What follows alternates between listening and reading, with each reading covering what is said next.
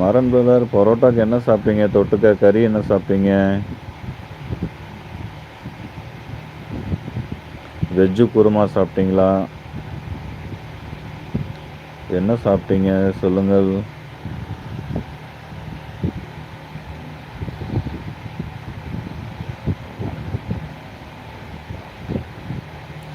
அன்பு என்றாலே தங்கை தான் ட்ரிபிளர் பிரதர். கண்டிப்பாக மரம் பிரதர், கண்டிப்பாக.